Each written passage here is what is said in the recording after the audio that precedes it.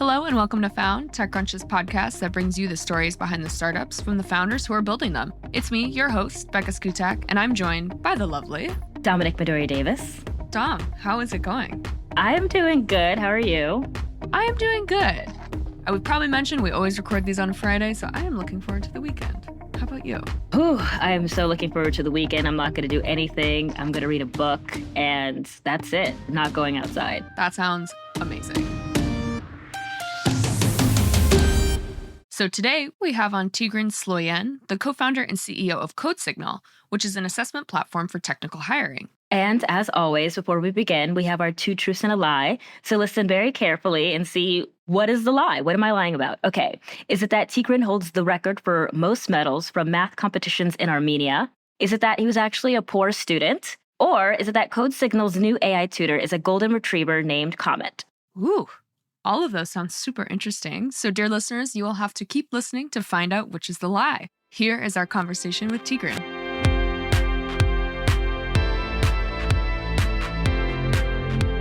Hey, Tigran, how's it going? Hi, Becca. Going great. How are you? Oh, hanging in there. We're recording on a Thursday, so almost the weekend, Friday Junior.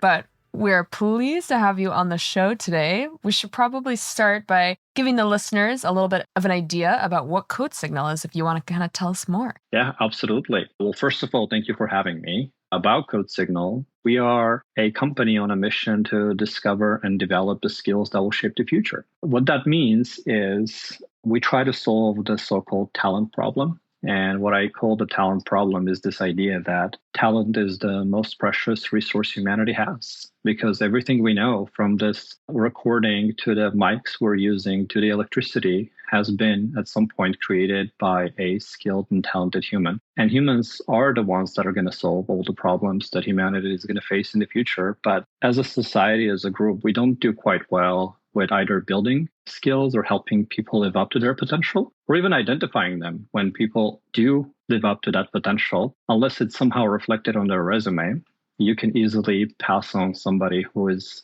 highly skilled, highly capable. And I started the company almost 7 years ago with that idea of, what if we could change it? What if we could make it more streamlined, easier, and straightforward, both to build skills as well as identify skills when humans have them? And I know the first thing that stuck out to me about this is especially the piece where you guys work with companies and they can obviously use this like testing software to test people's skills in the hiring process. So as Dom probably also knows very well, over here in journalism land, we do these edit tests generally when you apply for a job. Right. And I'm curious, with CodeSignal, what was the process before that? Like the customers you work with, like how could people test these skills prior to using your product? Yeah, that's a great question. Actually, it's funny you've mentioned the edit test, because ultimately the simulation of the job is the right way to understand signal, right? Because you want to see, can I simulate an environment in which I'm asking the person to do the job, and I see whether they're doing it, they're good at it, or they're not good at it. And most organizations, before we came along,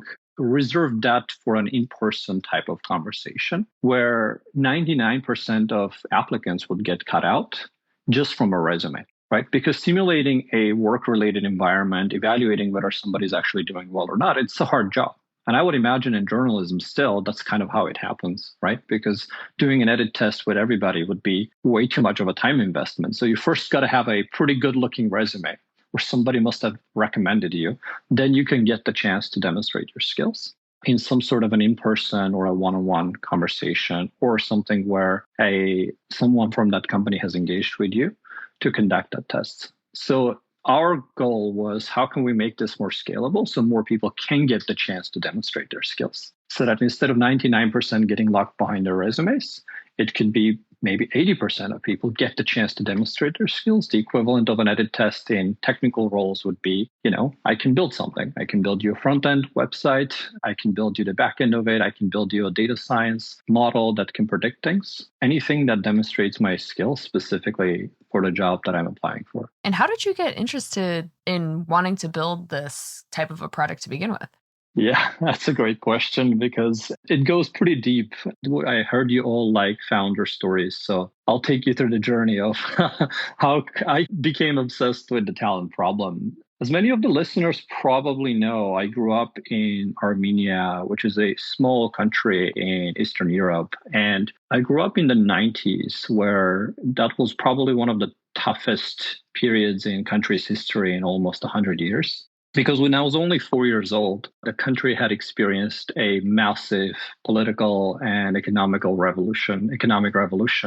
You had 100% inflation. These days in the US, we talk about 8%. Oh my Oh God. my And I'm like, God. yeah, I've seen 100, where things were doubling in price pretty much overnight.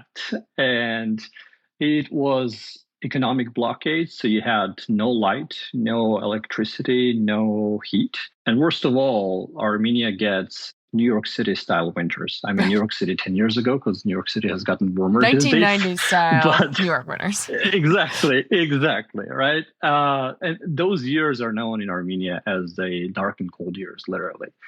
And fortunately, though, my parents were both well educated, and even though they were finding odd jobs to make ends meet, they encouraged me and my brother to do really well in school because they believed good education, good skills is kind of the pathway to whatever the future had in store for us to just get ourselves from that situation. But to their surprise, when we started going to school, I was not a good student. By the time it was middle school, I was pretty much branded a trouble kid by every teacher in the school because I'm somewhat extroverted and fairly disagreeable. And traditional schools are not designed for kids like that, right? Traditional schools are designed for kids who are slightly more introverted, more conscientious, more agreeable, follow the rules, do the thing. I preferred, instead of paying attention in class, I preferred to play soccer, skip school, and get into occasional fights. So one day, I come home and my older brother is running around and cracking a very particular joke on me and keeps saying, there comes my gifted brother. And I'm like, what?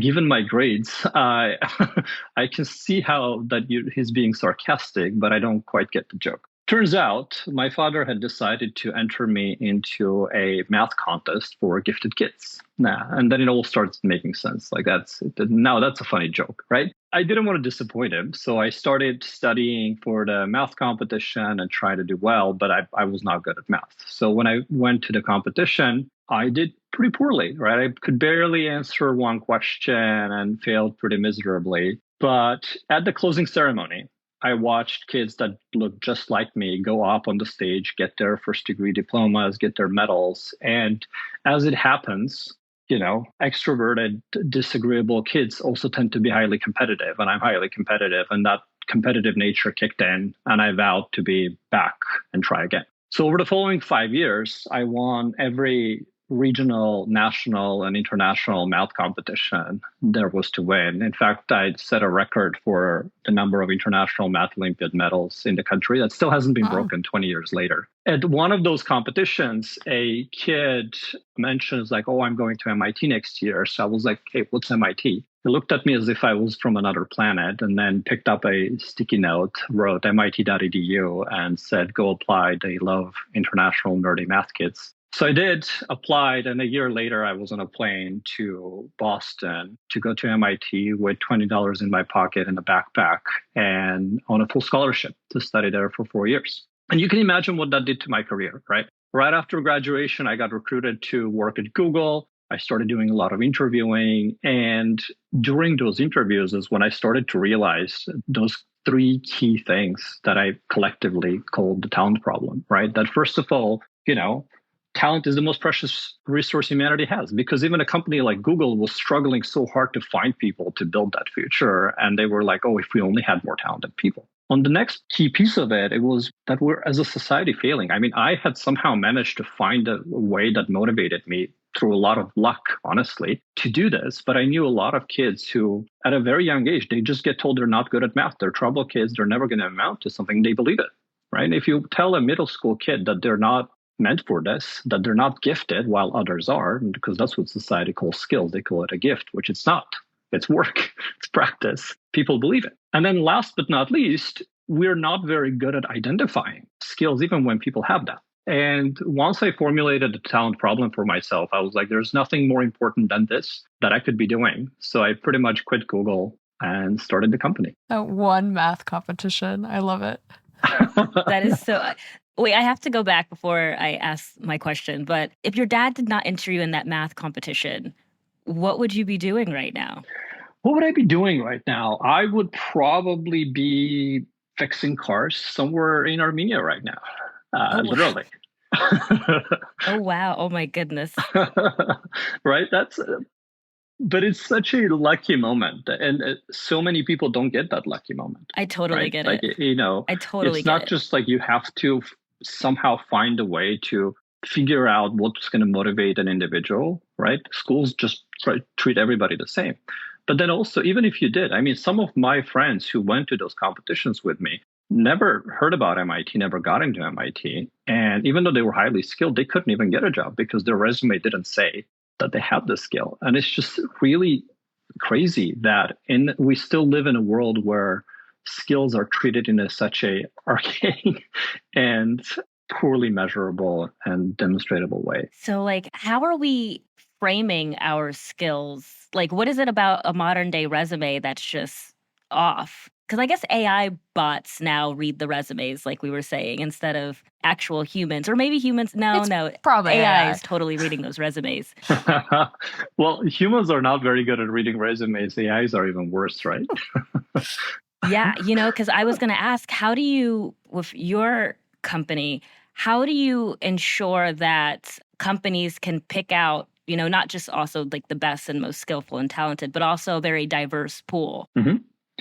So the idea, and we can talk about where resumes came from, because that's a arguably fairly recent phenomenon. Resumes weren't something that existed with humans for a long time, but our idea has always been that if you just had a way for people to demonstrate their skills to the companies, you can pretty much skip the resume.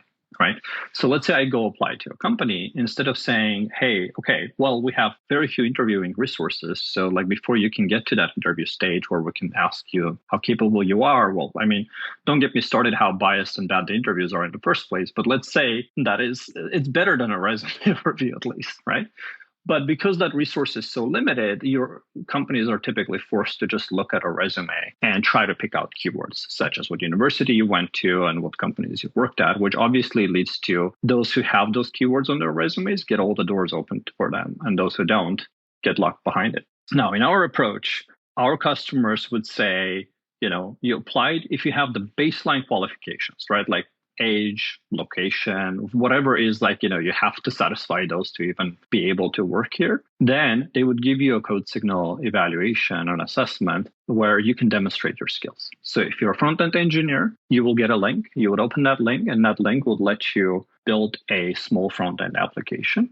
And then those results will get automatically evaluated based on how well you did it, how well you structured your code, how fast did you figure out the requirements, all that are skills that are directly tied to the job. And then that signal becomes the signal instead of the resume that companies use to move people forward, which means that you become blind to all of the bias that exists in someone's resume. And there's a study where they showed where you take the same resume and you put a different name on it, a name that generates bias, and those resumes don't get picked up. So this idea that like you should just put the resume aside and focus on skills regardless of what the person has done, because that's, as a company, that's what you care about. Can they do the job, not where they went to school, right? Because that doesn't matter. And speaking of AI, because we can't not talk about AI, I'm definitely curious how you guys think about AI in your company's future, because I know obviously AI is not going to wipe out full engineering teams or anything like that, but it does seem like companies and startups are trying to build stuff like this as well to sort of remove some of the work that this technical talent does do and automate it and sort of put it under a different structure like that.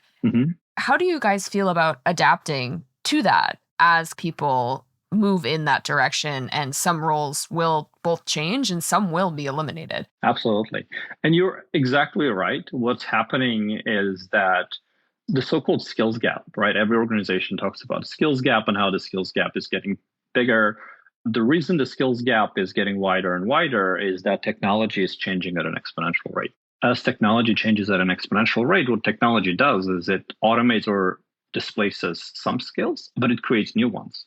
And this has been happening over and over and over and again, right? And it's interesting because We humans naturally fear that, oh, our jobs are going to be automated and that humans are going to have nothing to do. But what history shows is there was always even more to do, but the skill set required to do it was different. At the same time, though, you also can't say that humans wouldn't need to learn anything anymore. That's another fallacy when we're like, well, if AI can do it all, why do humans even need to learn anything? Best example I can give is calculators, right? Before calculators came along, most humans who had to, like even people who worked at NASA, there was a whole group who just did manual calculations, like multiplying large numbers together, right? And most of what high school exams were, can you like multiply and divide large numbers? Then calculators came along. What happened? Well, first, took like 10 years, but we adapted our tests to say you can have a calculator, right? First, it was, oh, let's ban it at all costs. Don't let anybody use it. Then it was like, okay, they can have the calculators, but we're just going to raise the expectations of what you can do if you can have the calculator at hand. And that's what's going to happen here too, is like, instead of saying, oh, ban AI, you can't use AI to do this. No, use AI. But the expectation of what you can do when you have an AI copilot goes higher. On the flip side, on the learning side, right, no one has stopped learning how to add and multiply numbers. You don't have to do it by hand, right? But you still learn it because that understanding of how the mechanics of adding, multiplying, dividing numbers works helps you tell the calculator what to do. And there's a similar idea here, right? Like AI will get good, will get great, and it will be able to do phenomenal things. But unless you as a human understand what it's doing and can guide and direct, you're not going to be able to make use of it. More from this conversation right after a quick break. I wanted to ask how the last couple of years have been, because obviously you guys are not recruiters. Like the software helps companies hire, but you're not like a recruiting software. But there's been so many layoffs, so many companies like have paused hiring in certain areas. It's just been like a turbulent couple of years in that space. How do you guys adapt to that, or sort of like how has it been for you guys the last few years with the market being so out of flux, especially in the tech market?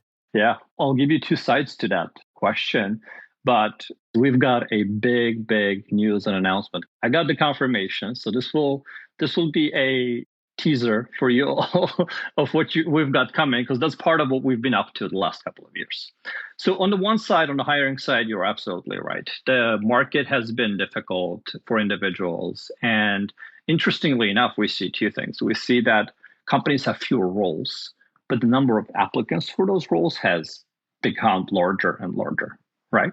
So from the number of candidates, number of individuals that go through the CodeSignal assessments, it's been getting more, not less. Because before, when the market was really hot, you actually saw that, there were fewer candidates in the market because people were all employed and they had pretty good jobs that they didn't want to leave.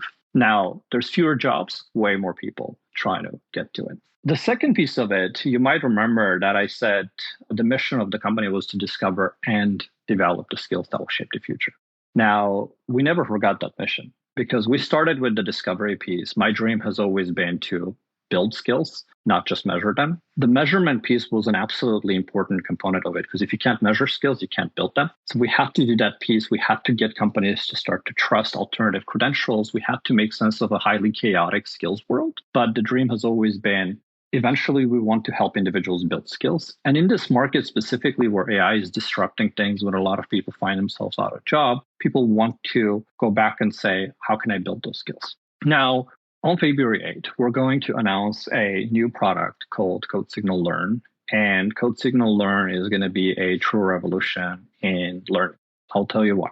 First, learning needs to be practice-based. And this is a massive mistake from very early age where you just like sit and listen to lectures or sit and listen to a teacher telling you something. It's called passive learning in educational psychology. And passive learning is very passive and boring. And that's not how humans build skills.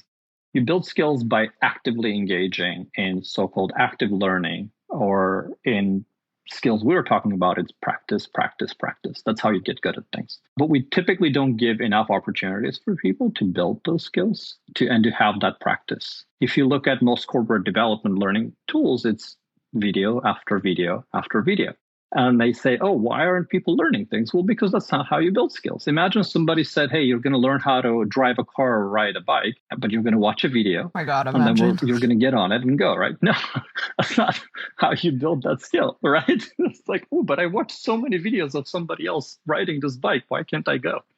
Now, CodeSignal Learn is going to be 90% practice and then 10% videos, instruction, and passive learning. The second piece of it is going to be, it's all about mastery, because the other piece that the entire educational world has been getting wrong so far is you don't teach for course completion.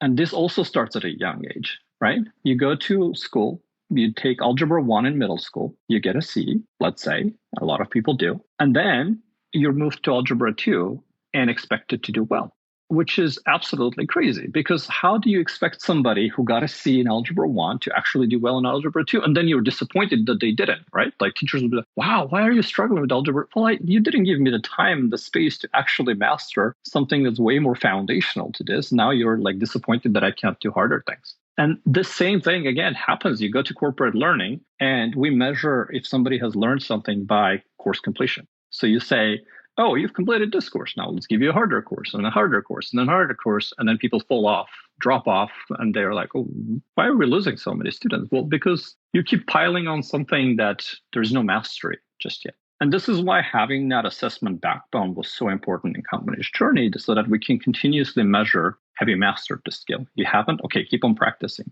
So you practice enough where you've actually built the skill and you're ready to move on to the next phase. Then the next phase will be fun and interesting and enjoyable for you versus just overwhelming or boring if the next phase is too easy. Because I can keep giving you stuff that is too easy for you and you'll keep getting demotivated.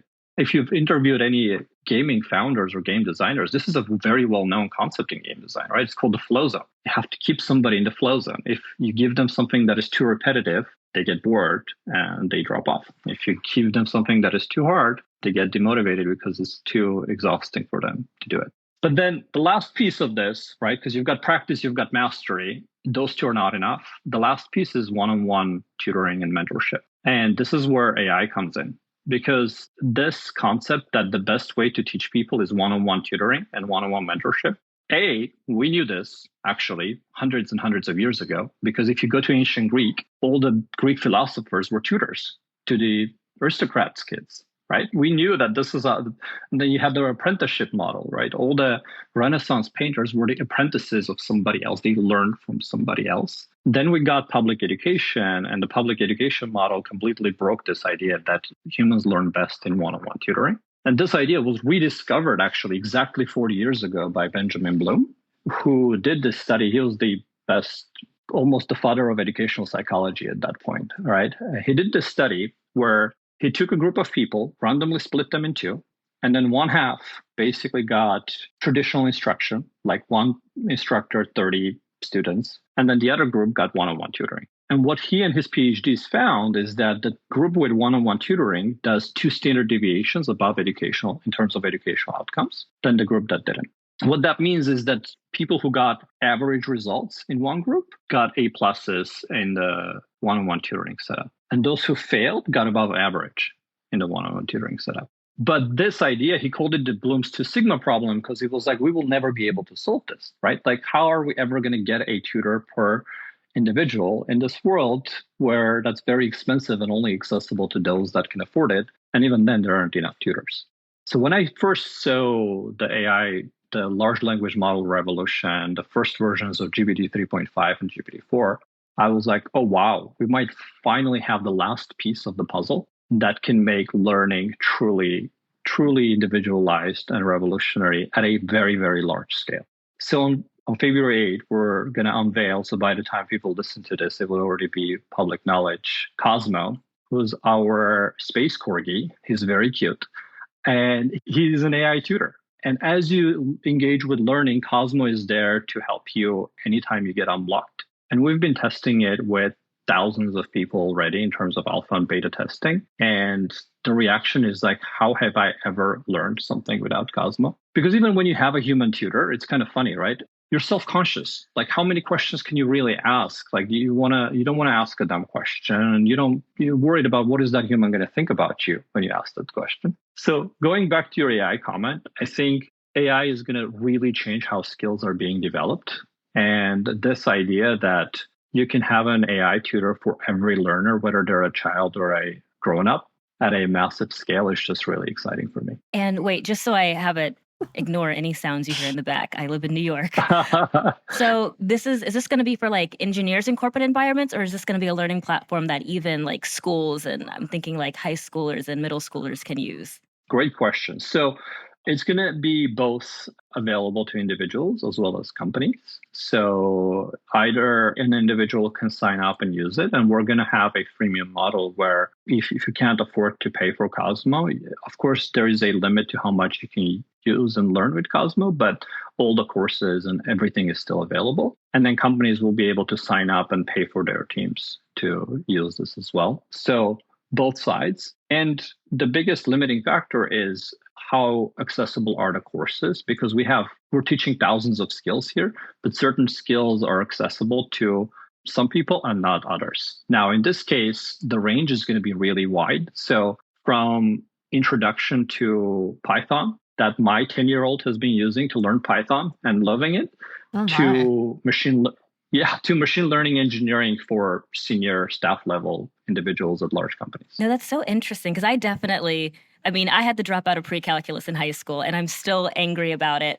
And it's like, why was I in that class when I clearly did not do well in any other math class? But then I saw a tweet last month and they were like, kids grow up thinking they're bad at math, but it's just like a lack of discipline. Like they just need more help. And so I'm like, oh my gosh, yes. But it's interesting because I guess now, AI tutors can really help. But it also goes into something I've noticed recently, or have noticed at least companies popping up and talking to some founders about how I guess there's kind of been a going back to apprenticeships in a sense. Like education is insanely expensive in this country. And there's just a different value now people are seeing in just having skills in like the trade schools again and kind of just learning online and doing something with that.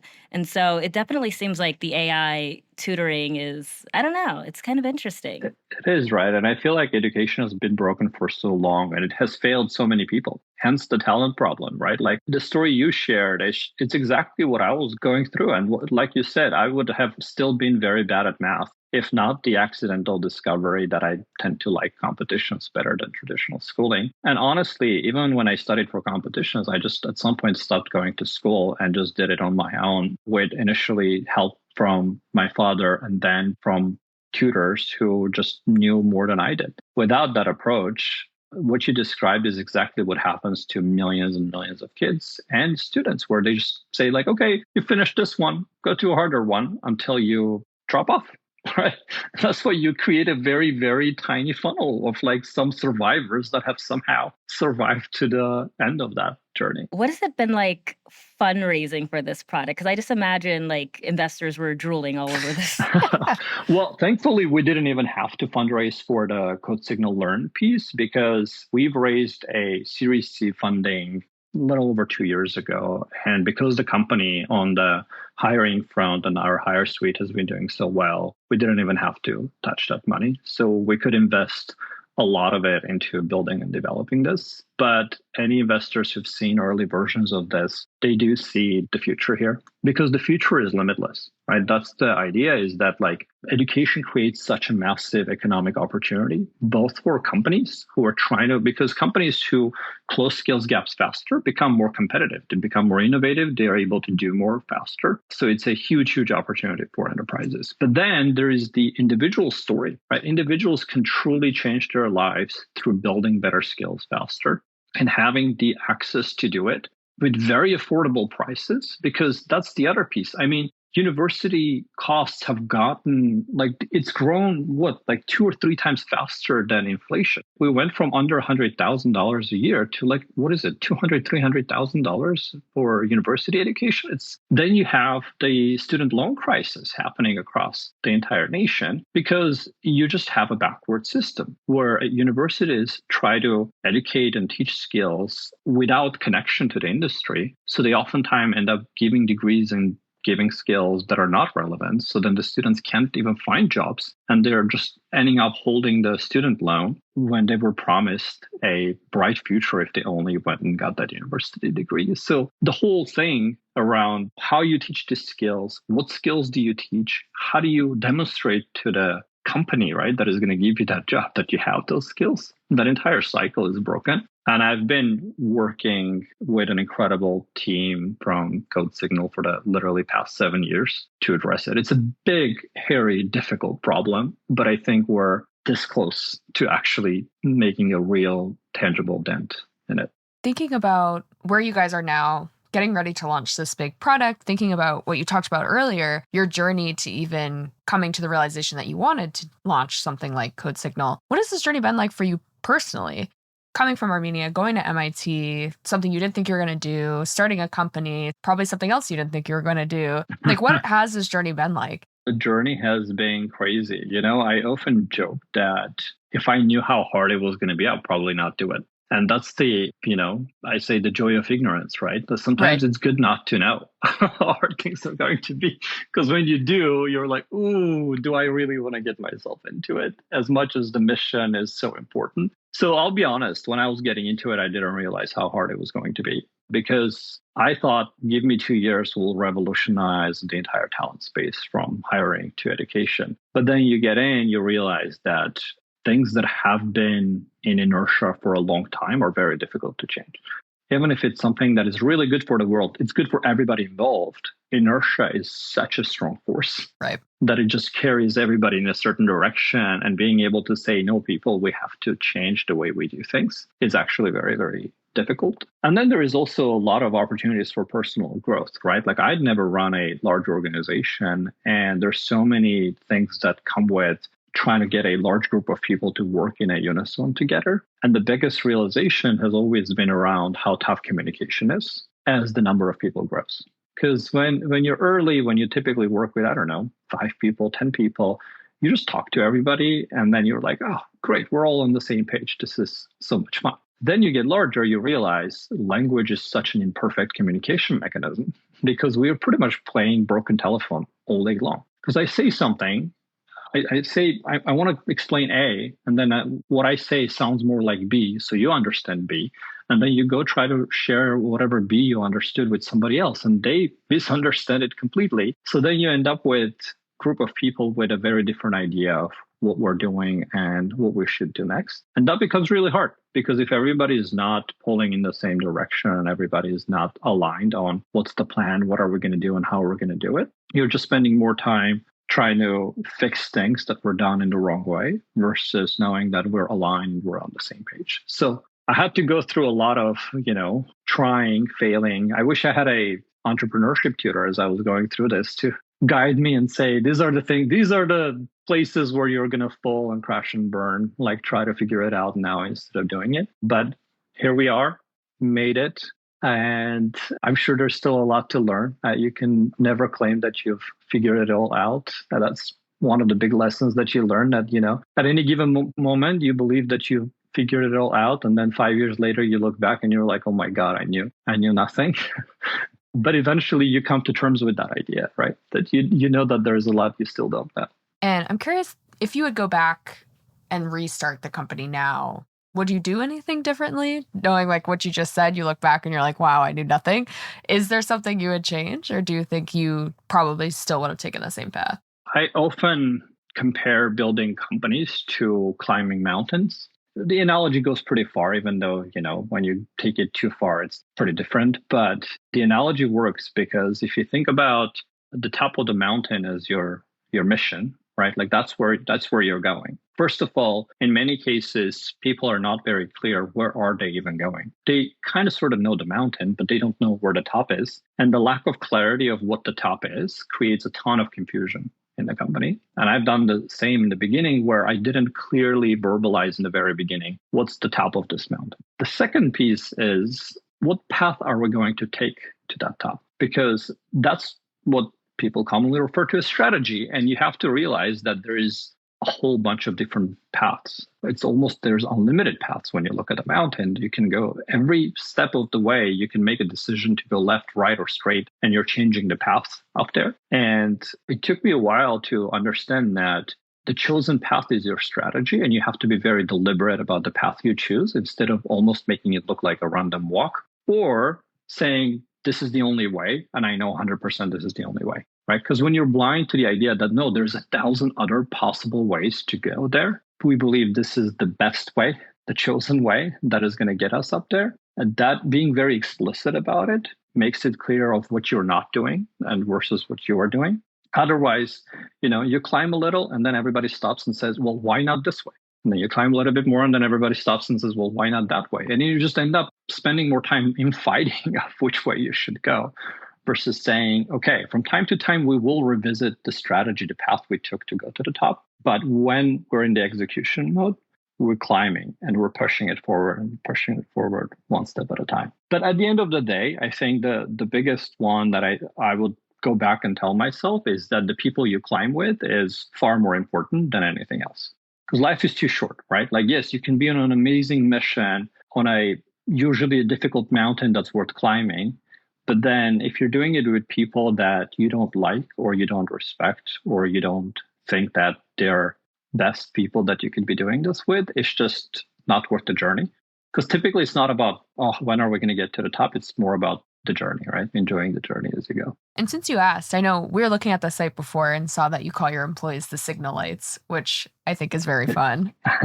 But because you guys are in that space of helping people get jobs and helping people show their skills in a different way, how do you think about hiring? Or how have you built your team up, knowing kind of the strategy that you guys just have for the company? Yeah, we typically go about it in the same exact way that we tell our customers to do it, right? Like we rarely look at a resume until very, very late in the process. Like when I go into an interview, I do not look at a resume. I would look at skill evaluation results and what skills have people demonstrated. But I know very well that if I look at a resume, it's going to bias me massively. And I'm going to go into an interview having almost made up my mind, even though I don't want to. Right.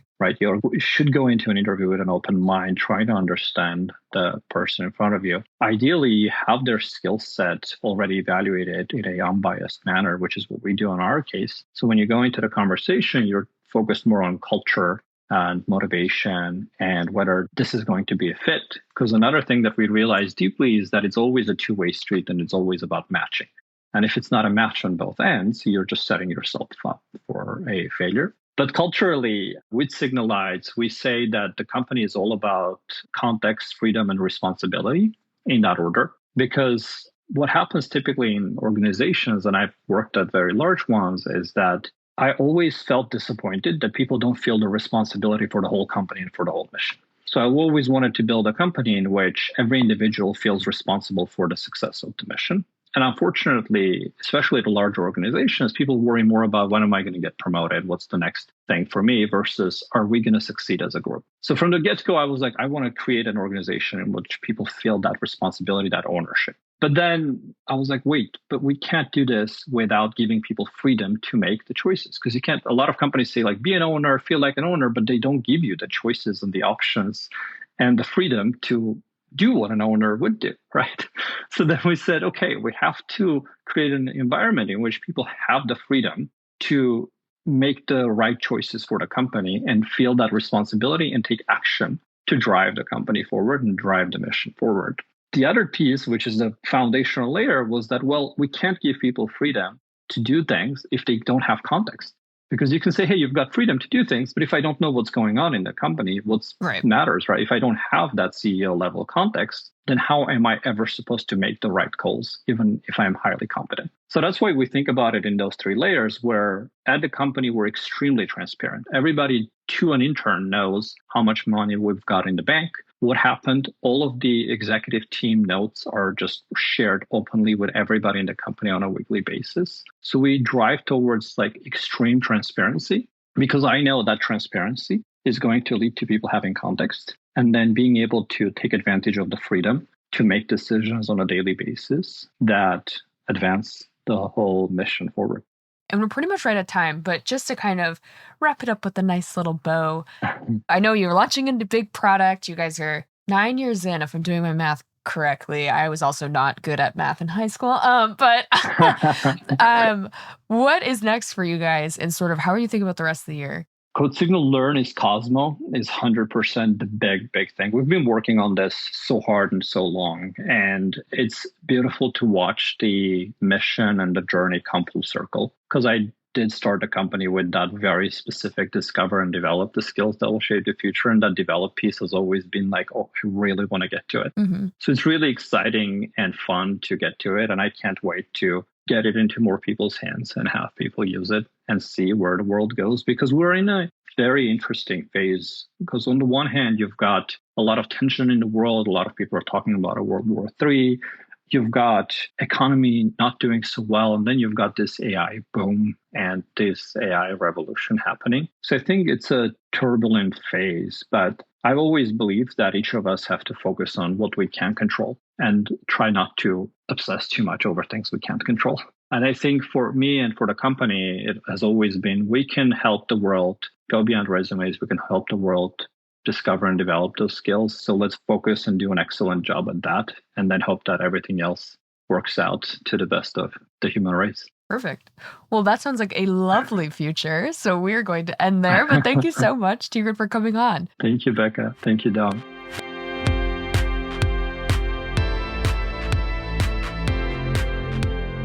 And that was our conversation with Tigran. Dom, what was the lie? The lie was that the AI tutor is actually a corgi named Cosmo, not a golden retriever named Comet. Oh, listeners, maybe you were like, obviously that's a lie. Who would name a golden retriever Comet? But of course, I would love to name a corgi Cosmo. But Dom, in all seriousness, what did you think of the conversation? I thought it was really, really cool, actually. I liked it. I really liked speaking to him. I loved listening to him talk. And I actually really like the product. This is a really cool AI product, and I think it captures what people want and what people can use it for. It's not just one of those random AI things. Mm-hmm. I feel like there's a really nice practical use for this. Definitely. And I just think it's interesting because we've been hearing about the concept that the company is based on for years, about too many. I just saw, I think, so Massachusetts cut the college degree requirement for 90% of their state jobs, which I think it's interesting. You see movement at the nonprofit level and at these more government levels about getting rid of those strict requirements for people to work at jobs that, of course, they would be good at. Otherwise, they're just, as Tigran kept saying, they're missing that one line on their resume that automatically cuts them out, even though they'd be totally fine at the job. So it's fun to actually see a company not only taking that approach, but building something so that other companies can do that. But I do wish I had asked, because this was something I'd written down before we talked to him, but I just got so enthralled in the conversation that I didn't end up asking it. But I'm curious if they've actually been able to track if that has worked or how well that has worked. Yeah. Instacart's one of their customers, according to the website, how many roles has Instacart hired for that wouldn't have otherwise had not using this platform, if you know what I mean. I know, because I was also thinking about that, especially in terms of diversity. If all these tech companies are using this to kind of build a more diverse workforce, where is that diverse workforce based off of the numbers that have come out? That was definitely something I was also thinking about. Yeah, we should have asked that looking back. Yeah, because I assume if they keep signing on and they keep growing and more companies are signing on based on the data and sales stuff that they have. But of course, you don't want to assume. But I feel it probably does work, at least to some degree. Well, I really love the idea of going back to apprenticeships or in looking at things as kind of a skill set. I remember, I forgot when, maybe 2 years ago, I spoke to, what is his name? Ewan Blair, Tony Blair's son, who has this company that focuses on training. It's an apprentice model training company to skill people up rather than focus on education. Because obviously in the UK, things are really, things are classes here, but things are more openly classes over there. And so kind of going back to the apprenticeship model and giving people skills was a way to, it helps a lot of people. And I think we definitely see that a lot in technology now, or at least from what I see from a lot of people, where tech has become more accessible because you can kind of just buy a class online or a Salesforce class, and you can just get the skills and then you can go into coding. So I really, really like I like the idea of a product that focuses a lot on skills, especially because student debt is so high and education is so expensive. It's like, let's just get this over with. Just give me the skills. That's what people were doing back in the day anyway. Like he was talking about the Italian Renaissance painters. Yes, let's bring it back. No, I mean, it's so true. Because I mean, I don't know how you felt about going to college, but like going to journalism school, my friends and I always had this joke. And not to say I didn't learn anything from any of the classes I took or anything like that, but like once we hit junior year, I learned more from working on the school newspaper because it was just practicing. Like he said, like so much of learning these things is just practice and practice and practice and getting feedback and feedback and feedback. And we always were like, journalism should be a 2-year trade program because you really like a 4-year full degree. It really doesn't make much sense when you you're going through it and you're like, oh, I'm taking these classes senior year. Am I really actually going to learn anything from them, or am I just going to practice in a different way with a different set of feedback? So it's like that stuff has always rung true to me. I didn't study journalism at all. And then I was so worried. But then someone was like, it's more of like a practicality. Like you just have to go out there and then you do it over and over again. And then you get better. Because journalism is also like an apprenticeship thing, I would argue. Oh, yeah. You usually have like mentors or like the editors or like back in the day when we all went into a newsroom, you had I imagine some editor yelling at you and saying, this is how we did it back in my day. And then you went out to the field. I mean, my first journalism job, when I worked for the local paper, the editor-in-chief said, hey, let's go investigate hogs. And he pulled up in his car and we just rolled around the city. And that was but that's not something you learn in school. Right. I do think that there is a way for AI to help people do things like that, or at least guide them in the right way or something. There is something there. No, for sure. I completely agree with you, especially what you said earlier. I mean, I say this all the time where I'm like, I feel like I'm always like, wow, an AI company that's like actually doing something or like solving an actual problem. But this definitely feels that way because it's like the one-on-one tutoring aspect to use AI, especially because it's like, you're not asking ChatGPT these questions and they're pulling the answers from like God knows where. It's like, no, it's an AI system based on what they would teach and the information that they have. So it's like, that's a great use case for it because if they're building their own model to teach something specific, if they're putting in the right information, which we assume they are, it's putting out the right information. So I agree, like the one-on-one tutoring concept of like a closed loop AI system like this one is like, that makes so much sense. Yeah, and it might freak people out less where they're like, okay, it's like the calculator. Like he said, it's something that, I'm thinking like students can use this to help them, but not, I guess, replace the knowledge that they have, but to just enrich it in a way. I don't know. I keep thinking back to little Dominic and how she had to drop out of pre-calculus, which honestly, I saw something on Instagram where they were like, we learned about the rhombus once and have never heard of that shape again. The rhombus, yeah. I was like, that is so true. Like, I have never heard of that shape again. But maybe if I would have stayed in pre-calculus or past geometry, maybe I would, I don't know, maybe I would be doing math or something right now.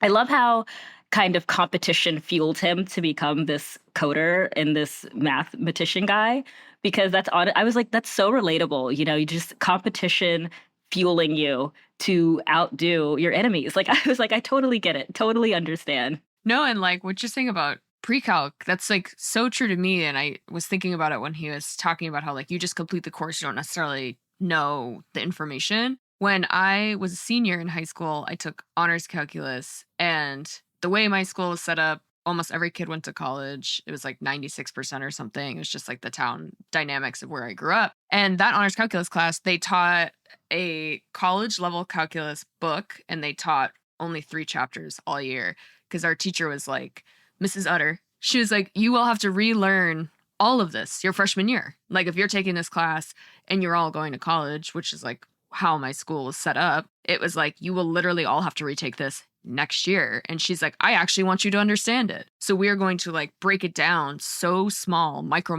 pieces, have like a whole test on like a clause in a chapter essentially, because you're all gonna have to take it again. And I want you to actually understand it. So when you move on, you know what you're doing. And I always thought that was such a smart approach. And then I didn't have to take it in college, suckers. But everyone else probably did. They were not doing that for me in the Florida education system. I'm telling you. They just moved me right along. Okay, but why did I have to drop out? And then I went into what was called the dumb person math. Did they call it that? Well, I went to dumb person math, which was financial math. And when I tell you I was balancing like a household of 4 in that little class, I was doing taxes. And I'm like, well, who won? Yeah. Look at us today. Who won? It's tax season. Yeah. Who's winning? You are winning. You've never seen a rhombus again. But look at this. That's all I have to say.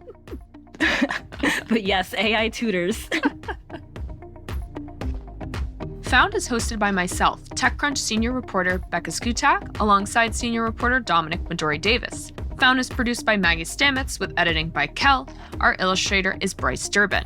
Found's audience development and social media is managed by Morgan Little, Alyssa Stringer, and Natalie Kreisman. TechCrunch's audio products are managed by Henry Pickavet. Thanks for listening, and we'll be back next week.